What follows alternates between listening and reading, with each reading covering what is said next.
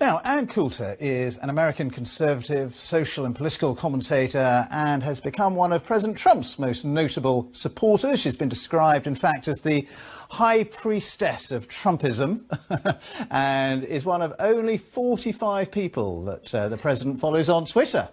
She's also the author of 12 best-selling books, including her most recent work, In Trump We Trust. Do you still trust him? If he doesn't build the wall, I'm changing it to In Trumpism We Trust.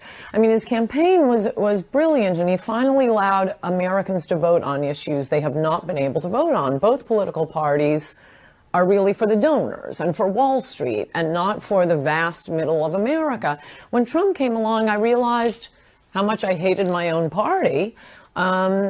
But he's got to follow through on it. Well, I mean, we're into the second year of his presidency. Yes. The wall is still far from being built, I have to say. Do you think it ever will be? Yes, well, I'm not sure how much longer. I'm going to be one of the few people he follows on Twitter since I keep posting every night the border wall update. Miles built since inauguration, 0. Miles built today, 0. Next update tomorrow. No, I mean, he's got to get to it. He still can, and there are great things he's done, but there are some core... What are the great things he's done? The judges have been good. I hate going back to that because he did that basically the first week. The Supreme Court. Yeah. And this probably won't be a huge hit at BBC, but he recently came out for defunding our public broadcasting, which, I mean, it is a little bit different in the U.S. I've been watching your TV, and apparently the British are incapable of being bored.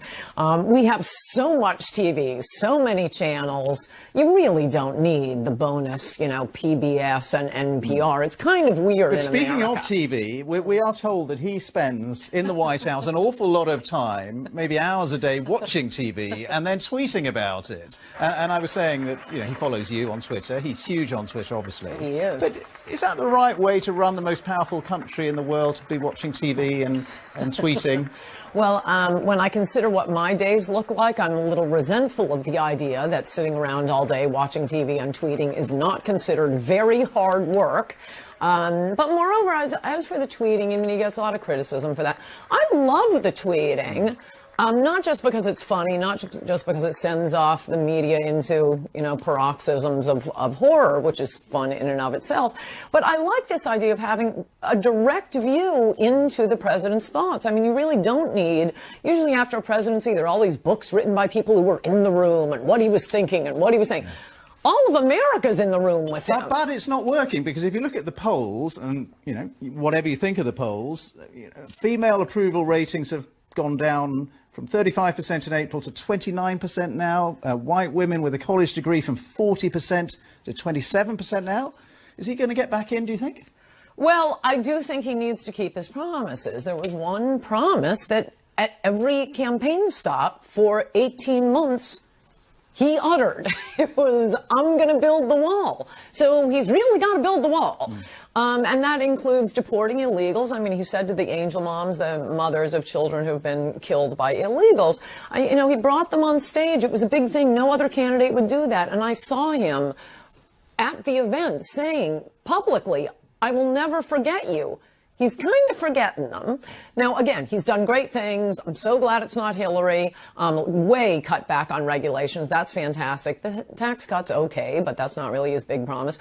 If he does what he said he was going to do, if he builds a wall, he can start selling Ivanka merchandise from the Oval Office, and he will be reelected. If he doesn't build the wall, okay. I don't know. And as for you're very fixated on the wall, but let's a symbol for the whole immigration issue. Well, you're very anti-immigration, aren't you? Is the United States not a country that was built on immigration? That is what made America great originally, immigration. No. Well, you're denying that it was built on immigration? Yes, it was one of your colonies. It was one of your great success stories for 400 years. I mean, it's all in my book, Adios, America, The Left's Plan to Turn Our Country into a Third World Hellhole, which Donald Trump read. That's where he got that great stuff about Mexican rapists.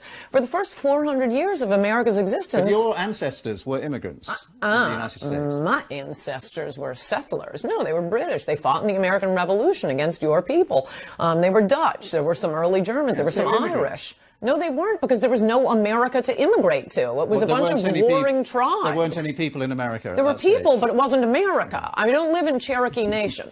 Okay, let's move on. If I lived in Cherokee Nation, I would be an immigrant. But I live in the United States of America, and that was formed after a revolution against your people. I read a quote from you where you said, "I think everyone who voted for Donald Trump knew that his personality was grotesque." What parts of his personality do you think are grotesque? You know, I don't think it's fair to go back to quotes I give to my fellow conservative newspapers when I'm in a cranky mood. It's a fair question. I mean, you said that. Of course it's true. Obviously, you felt that there was something grotesque about it. What is grotesque about Donald Trump? Well, the boastfulness, the coarseness. I will say on the, the famous Access Hollywood tape, I mean, our media is lying about it, and they're lying about it with consciousness of guilt. He said they let you do it. He was talking about the culture of celebrity and how some women will throw themselves at a rich man, at a wealthy man.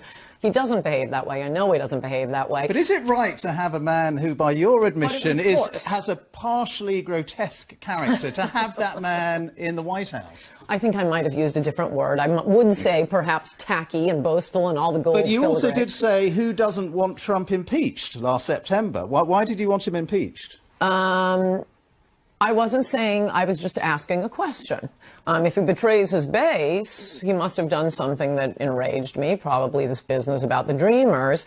And I do think, I mean, I wrote High Crimes and Misdemeanors. It was my first New York Times bestseller, about Bill Clinton and the way our Constitution and our framers saw it. Yes, it was supposed to be a person of dignity and honor and character. So don't think I'm moving away from that.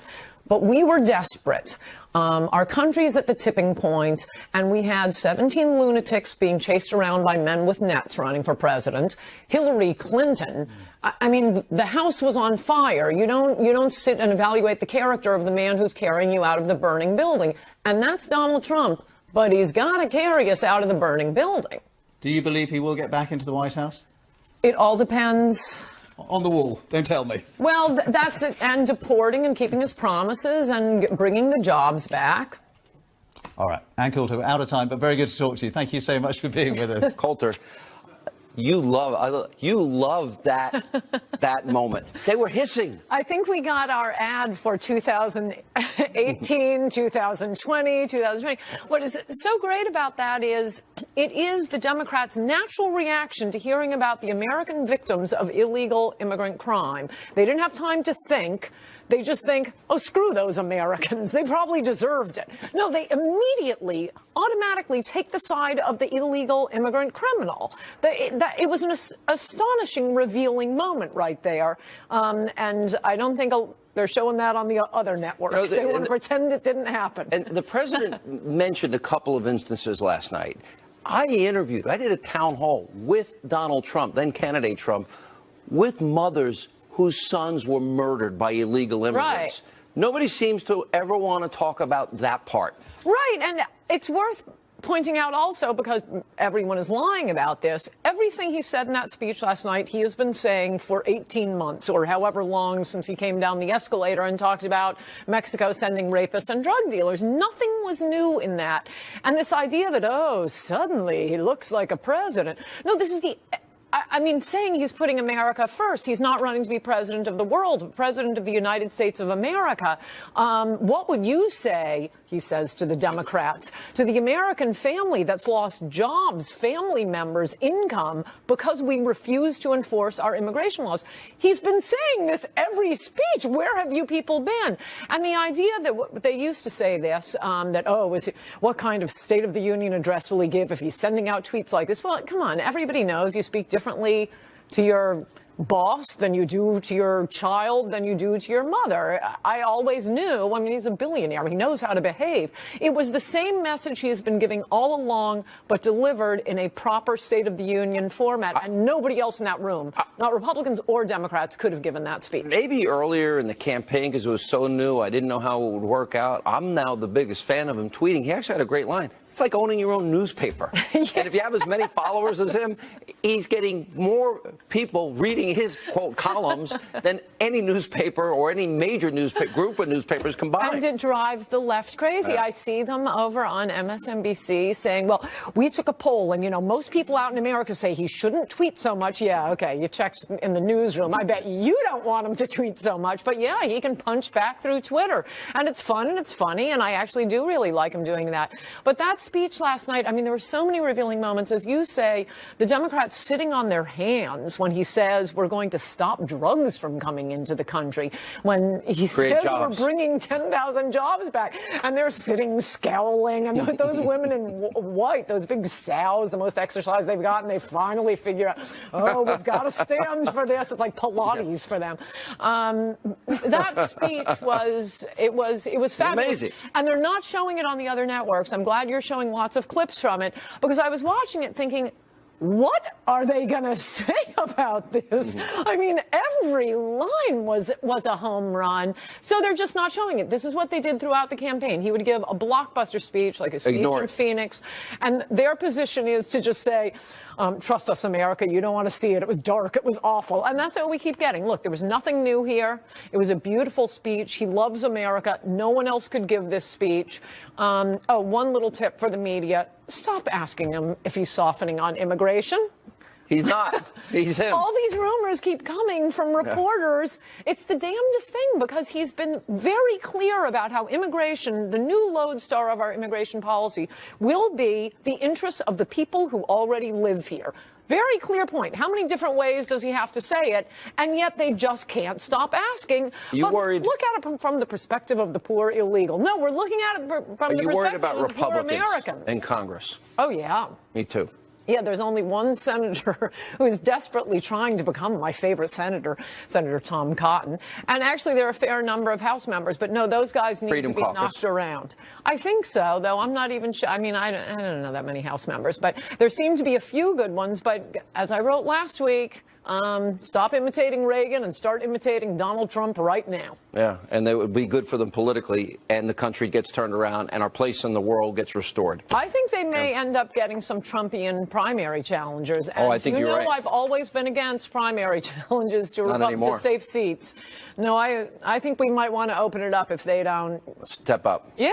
All right. Ann Coulter, good to see you. Thank you. Good to see you. Up next, President Trump reached across the aisle numerous times last night as the Democrats work with Republicans on behalf of you, the American people. Will they stop being obstructionists? Don't hold your breath. Larry Elder, Ari Fleischer, Anthony Scaramucci will join us, and also later tonight. That's why she's there, as a sort of a FU to the people who are criticizing him for this. Liberals lashing out at President Trump. Why? For honoring the widow of a fallen Navy SEAL. It doesn't get any lower than this. We'll have that and more straight ahead. It's going to get worse every day in the media. And here's why. But by the way, the internal logic makes sense. They're corporatist, globalist media that are adamantly opposed to an economic nationalist agenda like Donald Trump has. It's going to get worse because he's going to continue to press his agenda. And as economic conditions get better, as more jobs get better, they're going to continue.